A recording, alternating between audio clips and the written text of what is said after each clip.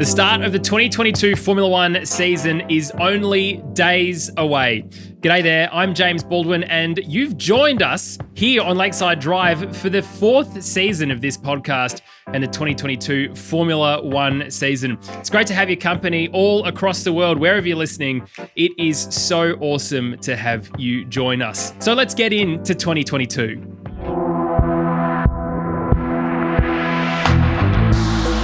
And it's a real pleasure to have a solid lineup change here at Lakeside Drive for 2022. And to join us formally for this season, it's David Munnis. G'day, mate. G'day, boys. How are you going? Doing very well, thank you. And of course, Freya Brolsma as well, who can't join us for this episode, but she will be around for our Bahrain Grand Prix review episode. And of course, I'm joined by my friends and yours, the OGs. It's Thomas J. Camp. G'day, mate. Gentlemen, how are you? Doing very well. And of course, Tommy T, my friend. How are you, mate? G'day. What's going on, boys? It's the very start of a very big calendar year, not only of content, but of course of Formula One for all of us, gents. And look, it's great to have your company. As I said, if you're listening to us on Spotify or on Apple Podcasts, wherever you're listening, or on YouTube, of course, make sure you subscribe to the podcast. It absolutely helps. And if you're on Spotify now, you can leave us a rating, little stars down the bottom of the show name. You can tap that and tell us how you feel.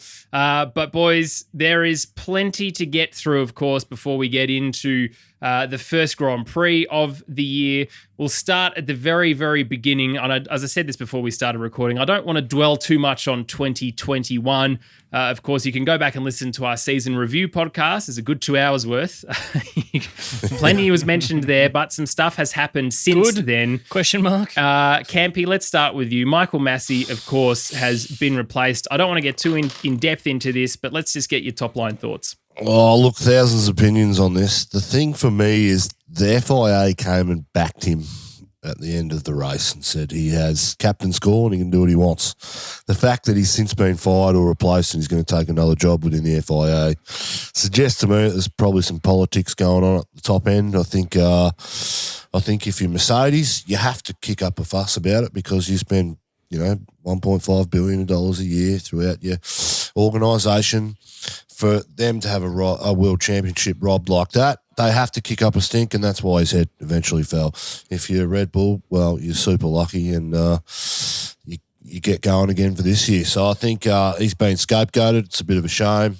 I probably thought that his job was untenable. Not that I think we should be making those comments, but he's the way it's played out politically, it's just we're not getting any honesty, we're not getting any truth, and we're getting people's varied opinions about what they can and can't say, which is typical F1 bullshit that we have to put up with as fans. And it's unfortunate for him and his family, so we wish him all the best in whatever he does.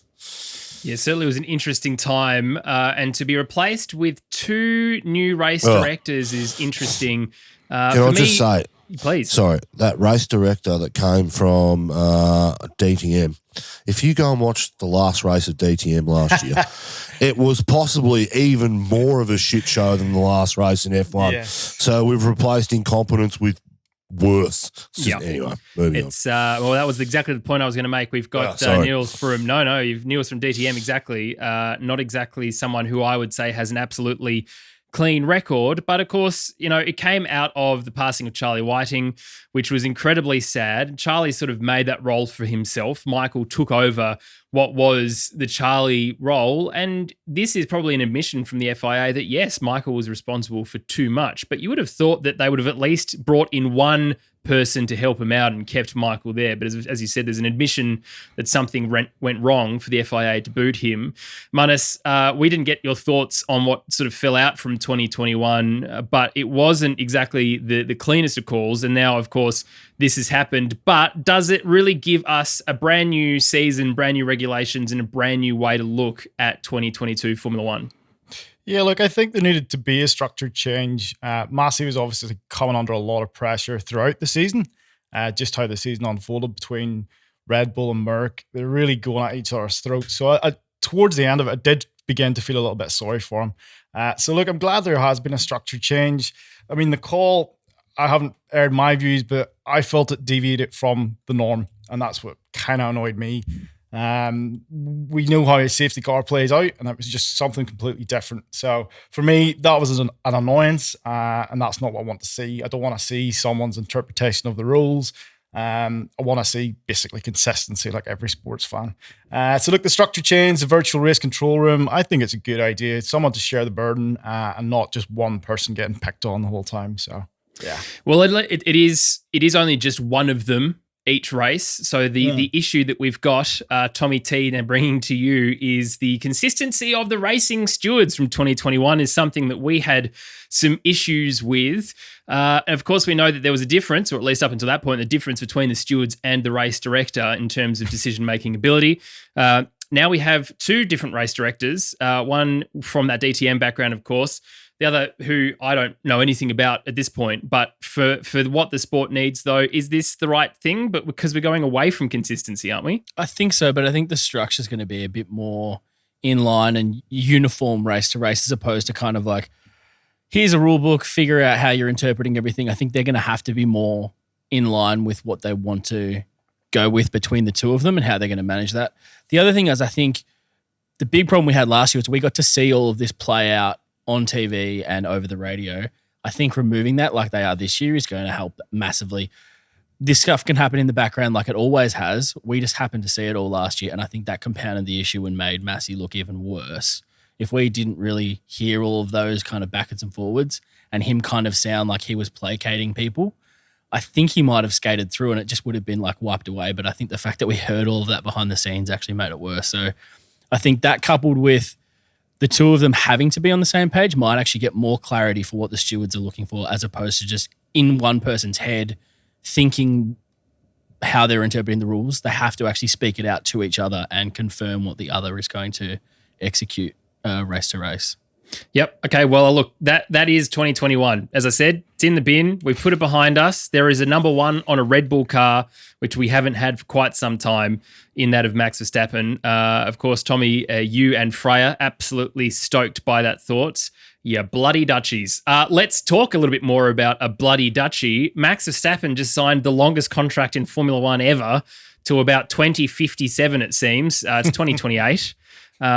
This is obviously absolute faith, Campy, isn't it, in Max wanting to stay with Red Bull, but also Red Bull realizing they really need to hold on to him in the future.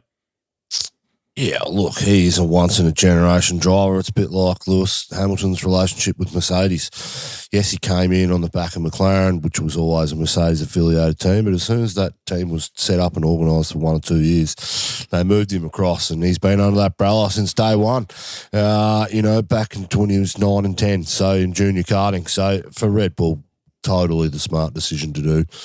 I think that championship in Max's mind solidified the fact that, hey, we've been able to bring that gap down from Mercedes, and we're actually getting better and better every year and bridging that gap. So he probably sees long term that they're the car to beat in the next 4 to 5 years. With a guy like Adrian Newey there as the chief designer, he's got a massive history. We could be looking at, another 4 straight from Red Bull, and then you're looking at the last sort of 16, 17 years, and there's only 2 manufacturers that have won the championship. I think that's what Red Bull's looking for, and look, good on them for doing it. They got the money. Dietrich could pay that guy 10 times what he's worth every year, and it still wouldn't make a dent in his pocket. So good on them. Right decision for me.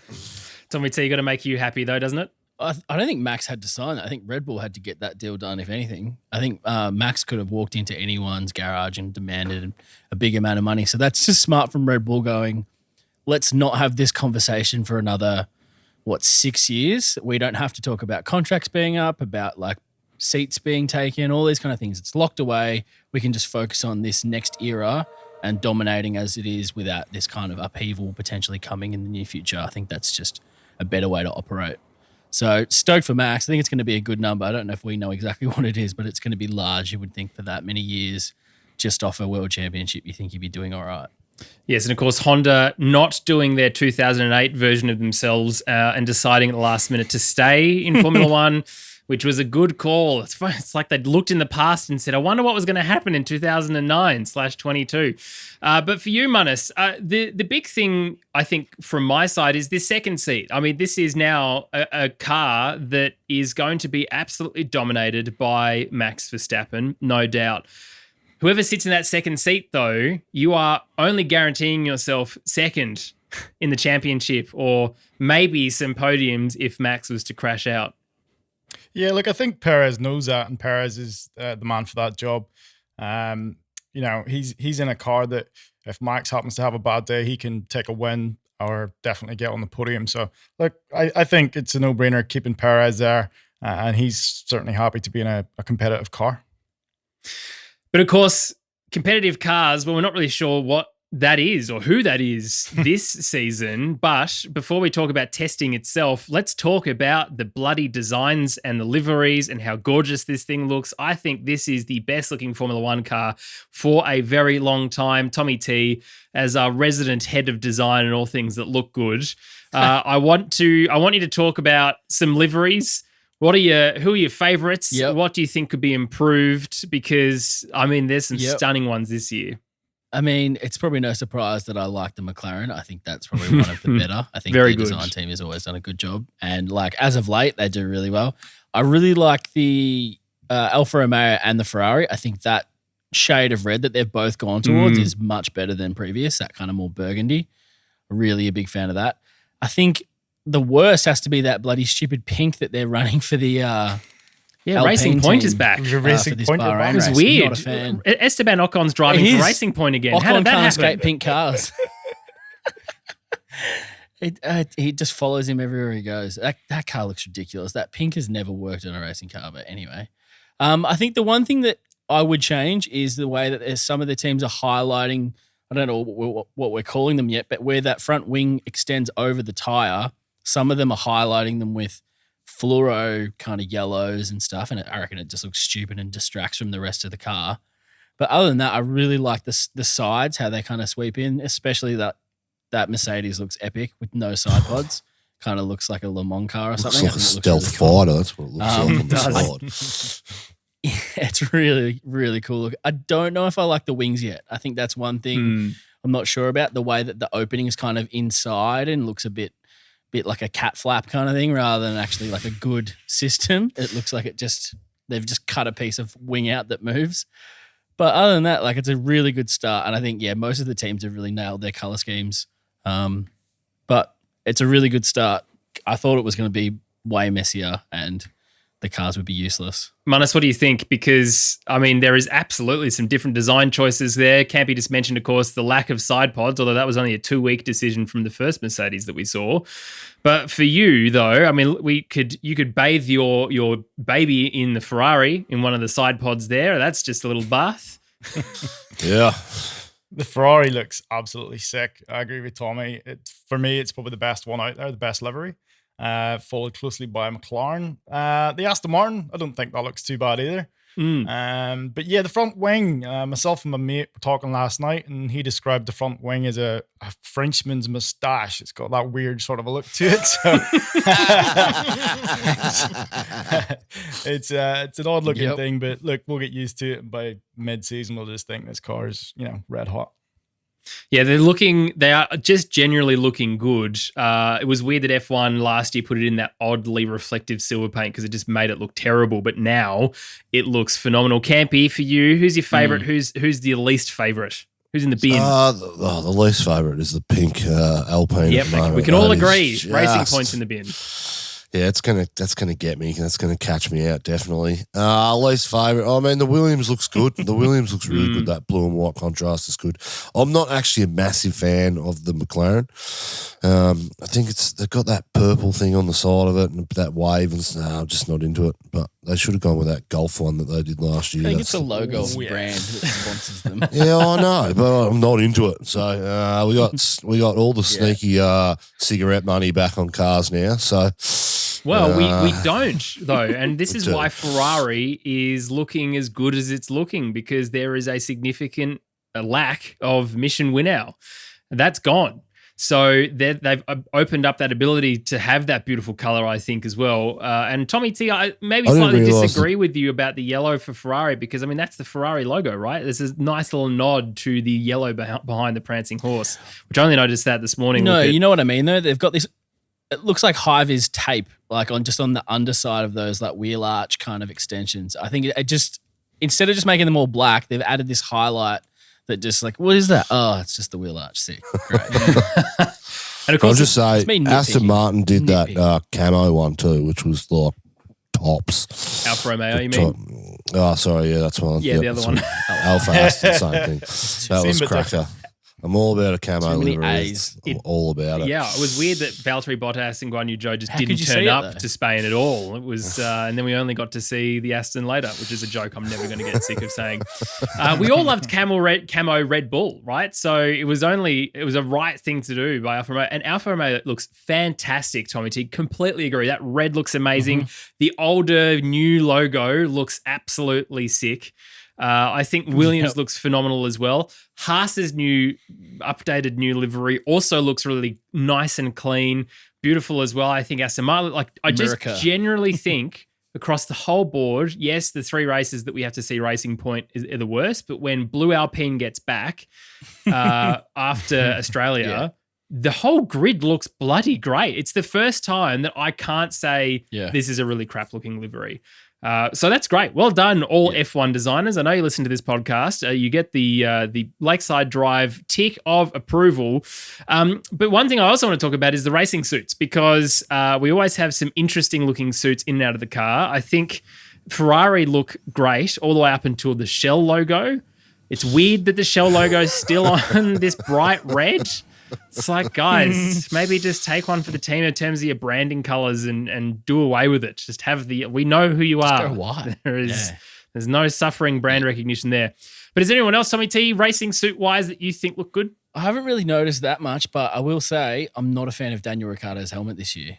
Ooh. Not as good as last year, I don't think. I think last year's like pastel kind of ice cream colors was really cool. You do hate Danny Rick, Tommy?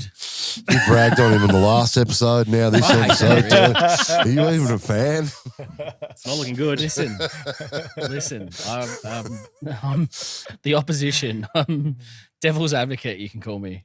Especially when the design No, I think he's had some really good helmet designs.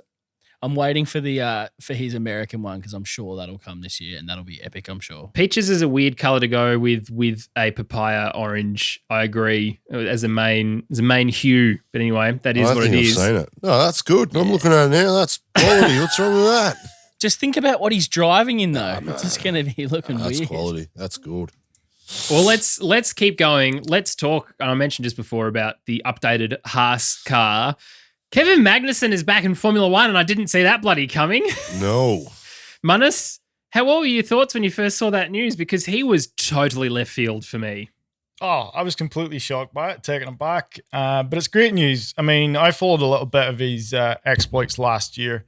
That's good. He was in the WeatherTech IMSA Championship, racing for Chip Ganassi in a Cadillac of all bloody things.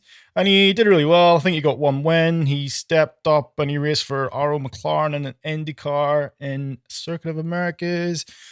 And he did Le Mans in an LMP2. So, you know, he had a good season. It was probably good for him to get away. But during his interview with Ted in the Notebook over the testing, you know, he was delighted to come back, and he probably wouldn't have came back if it wasn't a new car, because when he left, the car was a bit of a dog. So he's excited to be back, and it's good to see him back. Hopefully he's in a competitive car and can do something. Well, he absolutely looked competitive. Day 2 of testing, topping the timing sheets. Yep. Of course, people have said, oh, well, he's been out of the car. Yeah, absolutely. But this is a brand new car for many people to learn. Alex Albon, of course, spent some time out of the car and also is back for this year. It's looking good. And one of the great things, I think, Campy, is that Mick Schumacher now has a mentor in a car. It's exactly what Haas should have done last year. We know, of course, their financial situation meant that they needed some money injection in the form of Uralkali. Of course, that whole situation's played out, and they've yeeted themselves into the abyss in terms of trying to be in Formula One or be able to sponsor Formula One. Fair enough too, I reckon. But for K-Mag now to be able to have that wonderful relationship with his engineers, and I don't know if you've seen the video of him walking back into the Haas garage in Bahrain for the first time, but there are a lot of happy people, least among which is the social media manager for Haas, who's like, oh, good content, positive, happy content, thank God. Literally overnight, the social media guy, the whole attitude has changed, and it is so good to see. It's the Haas of old. We love to see it. But also the engineers look happy. I don't know if anyone's watched Drive to Survive yet. Some interesting engineering faces in the crew there with the former driver. But this current driver, I mean, apart from some doors potentially being smashed up and down the grid, which we can all have a laugh about now with Kevin, it's good for Mick, right, Campy? Because he has a mentor in the car like we've said every young driver needs. Yeah, look, I think K-Mag and Grosjean too, they're bona fide F1 drivers, belonged in the sport, deserve to be there. K-Mag on debut in Melbourne 2014 in that McLaren. Yep. I mean, got a podium on debut and it was overshadowed by Danny Rick beating him, but I mean, that's the guy's only podium, and I think he raced 2 or 3 races that year because I can't remember. I think it was Fernando missed some stuff or something, but he's a bona fide driver now. He had some issues with Grosjean, but that's because they're in a shit car at the back of the grid and they're fighting each other. They're bound to come together all the time. But you were right. For Mick Schumacher, this is a real test. This is his first. I mean, he's had a year in F1. He's had a year to learn the team, a year to learn the car, and he smashed and he got better. He smashed Mazepin last year and he got better throughout the year, and the gap just grew and grew and grew. This is now we get to see what Mick Schumacher is made of in an F1 car against someone like Kevin Magnussen. If he can prove himself that he's just as good, if not better, then he will go on and have a long and illustrious career. But if he doesn't, and if he's consistently getting out qualified by 2 to 3 tenths and, you know, consistently out raced on race pace and not getting lucky with results, then I think teams are going to seriously sit back and go, all right, it's a name. We've given it a try. It's great for marketing. It's all this, but hey, we're racers at heart. Does he become a paid driver if he needs to be? Is that the path for him? So it's exciting for him. We get to see what he's really like. You know, we get to see the performance. I think he's got the upper hand at the moment because he's had a lot more time in the test car. I think Magnussen's only had 2 sessions. I think like an afternoon and a morning session. So Mick's in front of him, but look. Magnussen will rock up next week, ready and raring to go, and he'll be 100% in the first 2 or 3 races. So it will be exciting for that team to see what happens. He signed the contract the night before Bahrain testing began. I love that. And an absolute. We need to shout out as well Chip Ganassi Racing and the great man himself, Chip Ganassi, immediately released Kevin. There was no umming and ahhing. There was none of that. It was like, K-Mag, you go back to where you belong. We'll see you on the other side, which is great. And I think also you absolutely nailed it, Campy, in terms of mentioning Grosjean, but Grosjean's killing it in Indy. There was no way he's going back to the back of the grid. Yeah, exactly. He's up the front. He's in one of the best cars now, absolutely. Yep. So that's fantastic to see. But for Tommy T, for us, for the world of Formula One, I think it's great news because there was plenty of people being considered. Hulkenberg was mentioned, of course. Absolutely, he should have been. We spoke about Piastri, of course, many, many times, but he obviously not to be. Potentially, though, he might be in a Formula One car this weekend. But for other junior drivers, Théo Pourchaire, well, he wasn't ready. Still needs another sort of season in F2. But K-Mag makes the most sense for so many reasons. What are those reasons for you? I'm surprised we didn't think about it earlier, to be honest. Like, I think he makes the most logical sense now that it's happened, but I'm with Munnis. I was shocked. I think his consistency is the biggest thing. He's very much like a Kimi Räikkönen or those kind of Valtteri Bottas style drivers who are very just consistent. Will just rocket in some like brilliant lap times, give the team great data, and for someone like Mick to see how consistent K-Mag was. I mean, we look back at those Haas seasons when it was Grosjean who could have a brilliant race, but then he could fall away and his bad was bad sometimes. K-Mag was just rock steady and like his bad was still pretty good and his good was really good. So I think that's what they're gonna be loving this year is the consistency they're gonna get from K-Mag every single time he's in the car and the data that they're going to be able to use to improve that car. Because we know last year they were hanging for this season. They were just limping across the line, trying to keep that team together and just get through to this season because they knew that was when it was going to be all worthwhile. And it's so good to see. I mentioned just before as well, but in the second day of testing, he lit up the timing screens. He was admittedly the only car on track at that point because they were given extended running. So yes, absolutely, the track had developed a little bit, but it's great to see Haas and not flailing around the back. Mick Schumacher was second on the timesheets in the last day of running as well. So as you say, Campy, it's going to be interesting to see how Schumacher stacks up against Magnussen, but not only is he back for this year, but K-Mag has signed a multi-year deal. So we've got at least 2 years of Kevin Magnussen. So what's your gut feel? How does this end up? For me, I think K-Mag wipes the floor with him. But prove me wrong, hopefully. Well, I think, to be honest, I think they're going to be pretty evenly matched. If we look objectively at what Mick Schumacher has done, he won F3, he won F2, and now he's in Formula One. And he did wipe the floor with Nikita last year in terms of pace and the ability to drive what was effectively an undrivable car. But it will now be about how they share information and the relationship that he then has with Kevin, because he seems hyper respectful, right? If you're Sebastian Vettel and you're obviously mentoring someone like Mick and you're having a conversation right now about what he can learn in the next couple of years from Kevin Magnussen, it will be one of, don't stuff things up. There's no point having the fight that he needs to have, that has had in the past with Grosjean. It's about supporting each other as best as you can. The team needs to come together as a very happy, progressive unit, and the culture needs to change, which it will do, absolutely. And I just think they'll be able to celebrate. If you think about Fernando celebrating Ocon's win last year, the way that he defended in Hungary from Hamilton, I kind of think we'll see the same thing here if there is an opportunity for a podium. Can't believe I'm saying that, but Haas are looking pretty good, or even a really good top 6 result.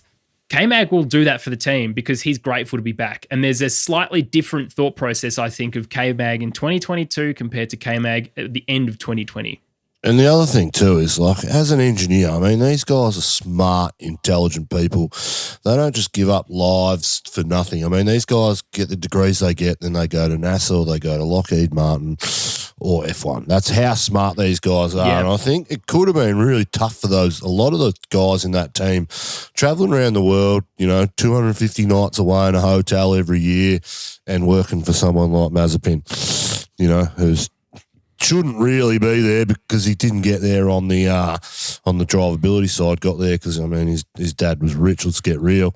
That could have been tough for them. So to get someone like K-Mag in who's proved himself and they know some relationships there, I just think Haas is, I mean, it's a big win for them. Nothing has gone right for them in the way of sponsorship and stuff throughout the last couple of years. And the man at the head, Gunther, we all love Gunther. He's taken a back seat, but I just hope he gets that fresh wind to just move on and be the character we know and love with a bit of positivity in the air moving forward. Yeah, I'm just so stoked to see K-Mag back. I didn't think I would be, to be honest, but it's happened and I am, and I'm here for it. Let's talk about testing itself now before we talk about maybe some thoughts ahead of the whole season. Unfortunately, Barcelona was behind closed doors. They made that call at the last minute, which meant that the official testing happened in Bahrain. But what we did see was a word that I didn't think we'd ever have to talk about again, Campy, but it's porpoising. Hooray! Porpoising. And it's not Flexi Wings this year, it's this whole thing. Now, if you don't know what porpoising is, this is not the podcast to listen to about that. I'm sure there are other ones, unless you want Campy to go into full detail. If you do, let me know. hello@lakesidedrive.com.au. The big porpoise. Who can we call the big porpoise? The big porpoise. It's Thomas J. Camp. But it seems, lads, that McLaren were the only car out of the gate to not have this issue. Munnis, I mean, that's good news for Daniel and for Lando. It certainly is, but I mean, they've got their own dramas, as we've seen this week. Brake issues for McLaren. So that's a bit of a concern, especially in the long runs. They were having terrible dramas. So, but yeah, the porpoising, Mercedes seems to have trouble with it. I know that Russell and Lewis were both complaining about it. So yeah, that's going to be interesting to see how that plays out. I mean, it's not something we've really seen in a long time. Not for a long time, no. Yeah. And this just highlights the way that we're changing how Formula One works and these technical regulations. It was looking good, but for Tommy T, I mean, people like Pierre Gasly looked like they were at a rock concert going down the main straight. It's like bang, bang, bang, bang, bang, bang, bang. I thought your neck was sore to begin with. It's like you're listening to. I don't know how you keep going knowing that that's coming at the end of every lap, and you're like, oh, I've got to go through this, shake my brains out. And then, like, I heard someone commentate, like, how hard that would be trying to set up for that first turn coming out of that on the straight when it's just relentless. Like, that would be just infuriating. So, fingers crossed I can get it sorted. Campy, is this just like a part of ground effect cars, and this is just one of those things because there's so much kind of sucking down to the ground? This is just an inevitable kind of problem that's going to arise and they're going to have to deal with? Yeah, absolutely. I think most teams expected some sort of it, but they couldn't really test it in a wind tunnel. Like, you can't do that. Basically, it's because to this year, for the listeners that don't understand it, I'll take 30 seconds. As this year, we're trying to channel all the air in, like, underneath the car, in tunnels under car that'll generate that downforce. So what happens was, like, it almost works too well, and the car bottoms up, then it jumps up and down, then bottoms out because the way they've designed it works too well. So anyway, look, it's inevitable. But for me, the issue is going to be on places like China where there's some big braking zones at the back of the long straights. If they're porpoising and they're braking down right at that point where the car's unloaded and then unloaded, we're going to see some massive rear tyre lockups, I think, in some of those really big braking loads if they get the timing of their braking right. So it will be interesting to see, but they will fix it out. They'll fix it up. I mean, teams will get on top of this pretty quickly, and if it's a universal problem that most teams are having, then they'll all come up with a universal fix. I'm more concerned about McLaren's front brake issues than anything else. And it's a cooling thing, I understand. They can't get it to cool down properly and burn. So, but they're smart people. They'll figure that stuff out too. Yeah, Lando Norris running several different options on brake cooling ducts and front wings and everything to try and solve that issue. Hopefully they get it sorted out. Of course, the bigger issue, though, for me is Daniel Ricciardo's lack of laps in Bahrain in this car. Of course, he has COVID. But a slight silver lining, I guess, that if Daniel was to miss the Bahrain Grand Prix, which would absolutely suck, they wouldn't have to change the flag on the car because Oscar Piastri would be released by Alpine to jump in that car, which is not something I saw coming. Probably neither did Stoffel Van Dorn, but yet again, he's being overlooked. Poor Stoffel. But it's no good, Campy, because we've said this going into last season. The issues that Daniel had were a correlation with the lack of laps he's had in the car. Now he's missed 3 days worth of testing. Yeah, unfortunately, it's the world we live in at the moment. If it was cold, he would have sucked up and got on. But look, mate, he's getting paid £20 million a year. This year he got a pass because it was a new team, new organisation. Suck it up, move on. He is more than capable of getting on top of this car. We'll take him a race and a half to get up to speed. Yes, but I'm not giving him the 6 or 7 that we gave him last year. He gets 2 weekends and that's it. So, but he's good enough to overcome it. Now, who doesn't like Daniel Ricciardo? Oh, well, I mean, what's happened to this podcast? How have we gone so? Munnis, quick, save us. Save us. Danny Rick will win the world championship this year because he will make Lando Norris look second rate this year. And if that happens after race 2, then so be it. I mean, Melbourne's number 1 race in him. It's a shame, but it's just the reality. Suck it up, move on. We can't keep making excuses for him like we did last year at times. Not that I'd ever admit that. Yes. Don't know what you're talking about. One thing that I do want to talk about, though, about McLaren is that they are looking totally different this year. Yes, the car looks great. Yes, the energy is looking good. But Tommy T, the relationship between the drivers and the media team is looking better than ever. Not that I thought we needed to focus so much on this bromance between Lando and Daniel, but I think they've found their individual rhythm and are happy enough obviously Netflix Drive to Survive was just released, so that's going to cause a little bit of a wave again when we see some of that content. I refuse to watch that utter garbage. Okay, it's really good. But yes, absolutely it is. But Tommy, for this, anyway, though, what does it mean? I think so. Watching those couple of episodes so far that you see a lot of Daniel and Lando, it seems like everyone wanted them to work so much that they almost refused for it to work. It was almost like when someone tells you you're going to be really good friends with Campy, like James said, and I was like, he's a bit of a dick, eh? I don't want to be his mate. And then you How dare you? Fight against it. You fight against it so much, and it's really hard. But then you're like, Campy's a good guy. You can't. So you get there eventually. Is what I'm trying to say. Oh, good Lord. You can't help it as much as you try because someone told you that you should. But I think it was a little bit like that. Everyone was like, "Oh, they're going to be the funniest. They're going to be so good together. They're going to have a great dynamic." And they're like, "Get stuff, we will." Like I miss my mate Carlos or whatever it was, and then it kind of felt forced. Whereas I think they actually had to deal with some stuff internally as a team. Daniel's win.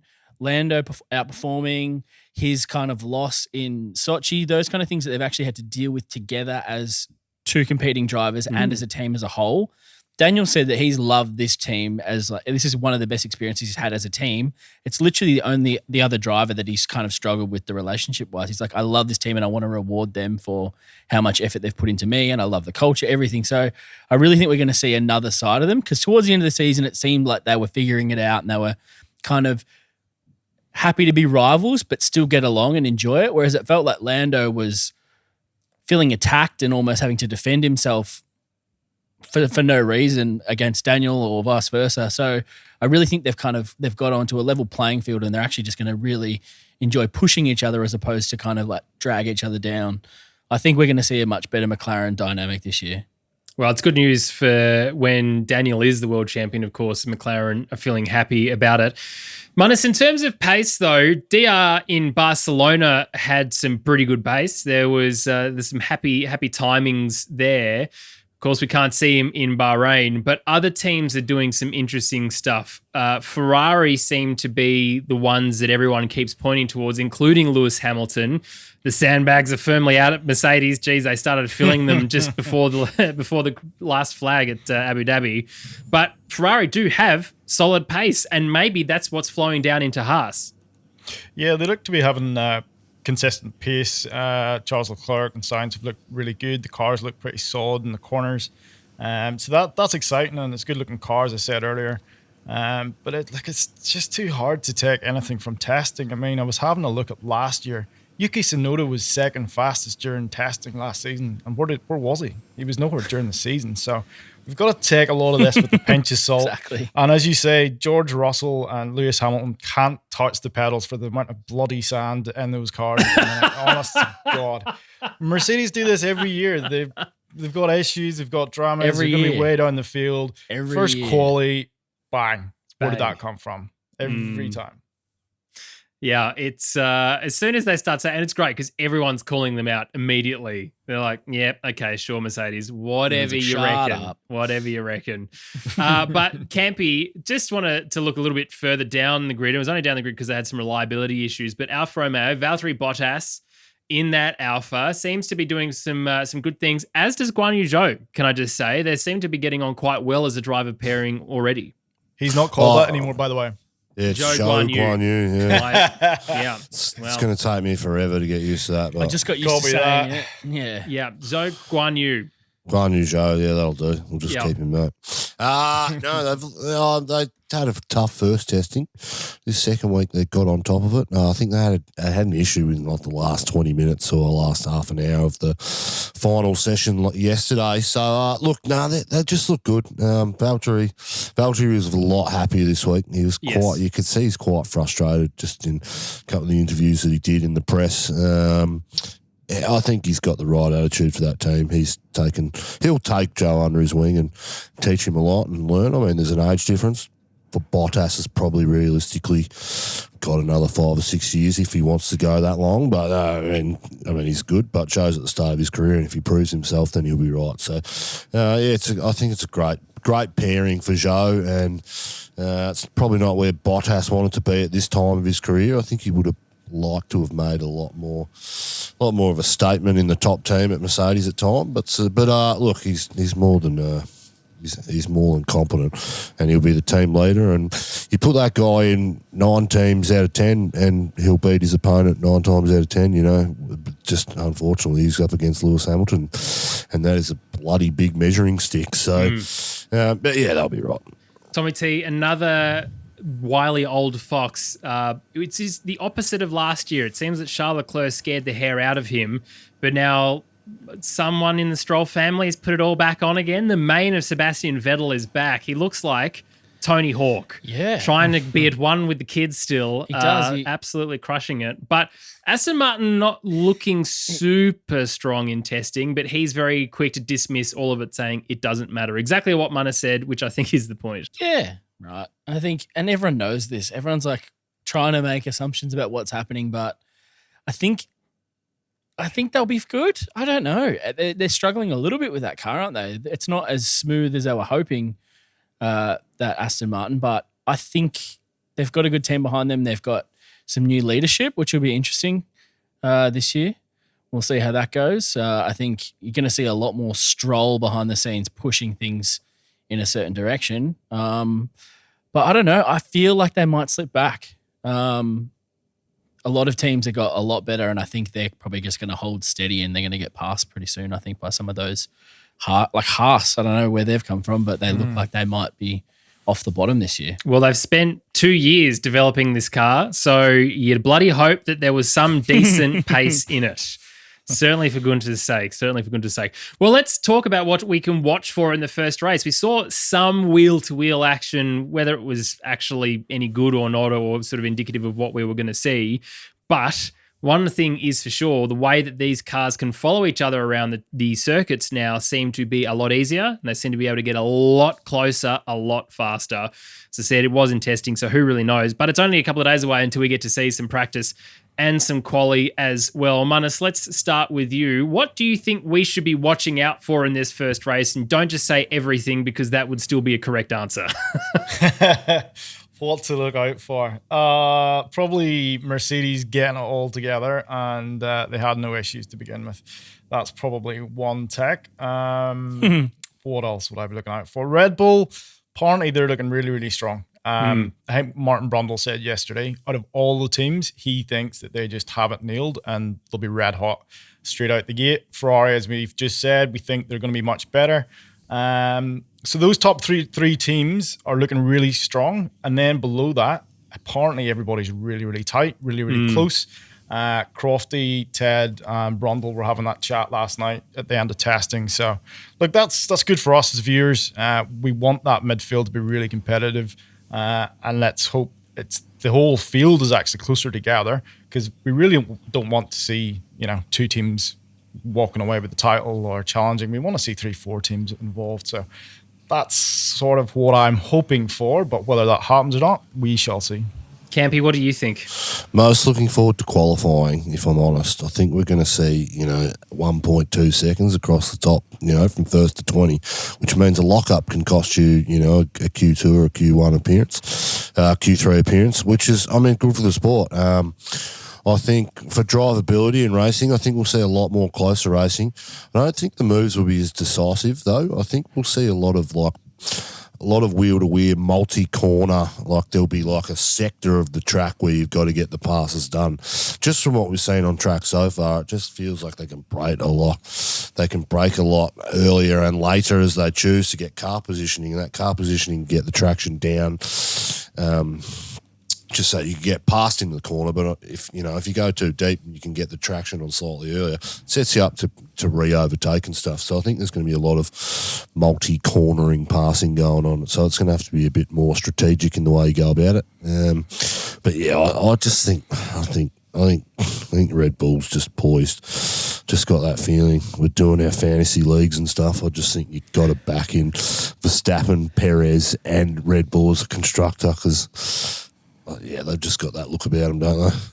Tommy T, what do you think ahead of Bahrain this weekend? It's not the best, but I'm hoping we're going to see some on-track passing and this following close that we've all been promised for however long. That's the thing I'm most excited for, to see that just because you're following behind for 2-3 laps, then you have to drop away and follow for 6-second gap just to kind of cool the car down again to have another go. If we can kind of have this relentless chase happening for 5, 6, 7 laps where they're inching closer and closer and closer, that's what we've missed, I think, in this most recent iteration of car. I think this could be the change where we're back with this this hunting down of that car in front, and the pressure really coming. And it's not just you're having to hold them off for 2 laps and then they disappear again. It's no, this is happening until I pass you. And we'll see some great defending and some great overtaking moves, I think. Fingers crossed that's what we get, because that's what we've been promised. But we have no evidence yet to see if that's actually the case. That's absolutely right. Well, Ross Brawn is very confident that that's going to be the case, and I'm happy to listen to what Ross says for a couple of moments anyway. All right, let's go through predictions for this season. I'll just assume Freya's predictions here. She wants Max to win. Red will probably be Constructors' Championships, and bold podiums is, I don't know, Alonso, DR, and Vettel. Campy, who do you think will be crowned champion? I think you're probably pretty accurate. Danny Rick, number one for sure. Who do you think's going to win Constructors then? Well, it has to be McLaren, doesn't it? Yes. No, I think it'll be Red Bull, and it'll be Max Verstappen. What are some bold podium thoughts? Anyone you can think about who's going to be stepping on that top step? We'll see K-Mag. Kimi Räikkönen, he'll be back. He'll be filling in. Someone will get someone will get COVID, and Kimi Räikkönen's back. Wow. Dave Munnis, what do you think? Who do you think will be crowned champion for 2022? I'm going to be really bold. I'm going to say Carlos Sainz. I'm going to say Ferrari for the constructors. They've got the budget, been working in this car for a long time, and they know how to cheat. So I'm going to say Ferrari for the constructors. Allegedly. Bold prediction, I'm going to go K-Mag and VB on the podium. Ooh, love that. Haven't seen a lot of Where's Wally this weekend. He's still hiding away at the moment, isn't he? Still developing that new car. Yeah. Clearly, working hard. That's the way to do it. Tommy T, who do you think is going to be crowned champion? Max is done. I think it's Max, but I think the constructor's going to go to Ferrari. Ooh. I think Ferrari's going to be very consistent. So I think it's going to be them. So I've got Max, Sainz, Charles in second and third. Yeah, it's for the drivers. It's interesting. And bold prediction. Yeah, I think it is. I just think they're going to be really consistent. That car just looks on lock at the moment. I think the consistency between those two drivers is going to be hard to beat. We saw Checo get better towards the end of the season, but I think the driver pairing of Sainz and Charles is very, very hard to match that level of talent between the two drivers. Bold predictions, I reckon we're going to see Albon on the podium. Oh. Haven't heard much of him, but I think Albon's going to have a ripping season. He's going to come back and he's going to dominate. What a bloody great time to be alive, can I just say, for motorsport. An absolutely phenomenal first race. We don't know where anyone sits. You're absolutely right, Tommy T. Albon could come out of the park and smash it. Could you imagine a complete reversal of the grid with a Haas, a Williams, and an Alfa Romeo on the podium this weekend? What an absolute scene that would be. As for me, who do I think will be crowned champion? George Russell doesn't score a point for 10 races. There it is. The Tommy T curse continues until he lifts the spell. Look, I'm with you, Campy. I mean, it's either this is it for DR. If he doesn't do it this year, it's never coming. Let's be brutally honest. So it is this year for Danny Rick and McLaren. I think Ferrari will take constructors, though. I think they're looking, as you say, Tommy T, as solid as anyone in terms of that consistency, that driver pairing. I think Carlos will absolutely be challenging for the title. If anything else, Munnis, I think that's probably the most spot on in terms of a thought bubble. But bold podiums, look, I think you're absolutely right. Albon is an absolute chance of being on there. So is Latifi. If the Williams is strong enough, so is Latifi. I'd love to see K-Mag on a podium. That would just be the absolute fairy tale, wouldn't it? And of course, a little bit of consistency on the podium from one times Fernando Alonso. After he gets out of his pink race suit, I'll be happy with. So when the Racing Point version of Alpine is finished and moving on, I'm happy to see Alonso up there. Well, it's funny none of us have mentioned Lewis, but I mean, as I said, I think maybe what happened at the end of last year, we've just opened up a can of worms that we didn't really ever want to open. He's going to have something between the teeth this year, and if he's got a car to win the World Drivers' Championship, he will win it, and he's going to play every card he has possibly got up his sleeve.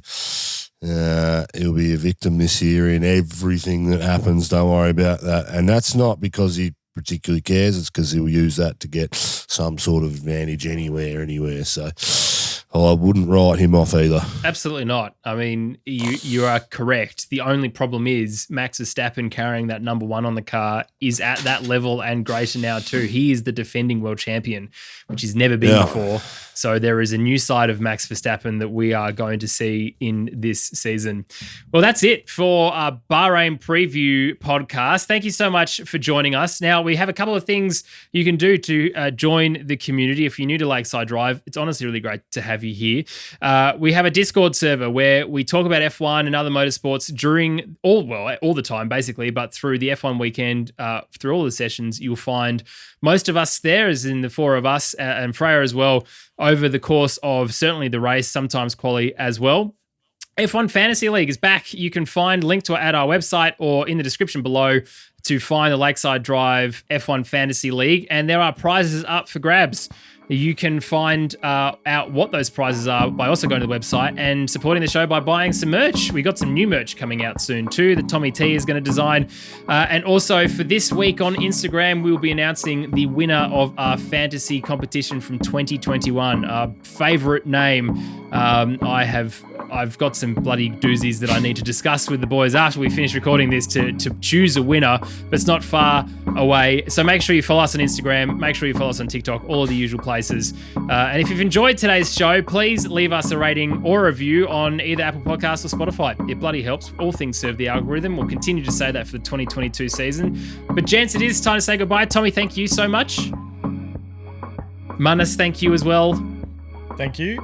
And Thomas J. Camp, thank you for pushing through your hangover. And we might not see you next weekend. So for your very special day, have an incredible time, my friend. If we don't see you on the Monday morning, which we probably won't, but definitely you will not be seeing me on the Monday morning. I can assure you I'll be on the shag somewhere up in the Whitsundays.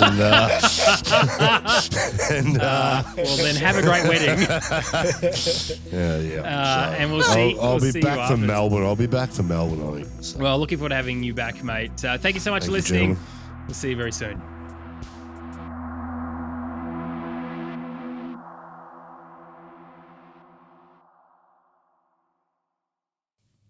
On the shag, he reckons. Oh my God. I've got two Campy sayings already, and we're only one podcast in.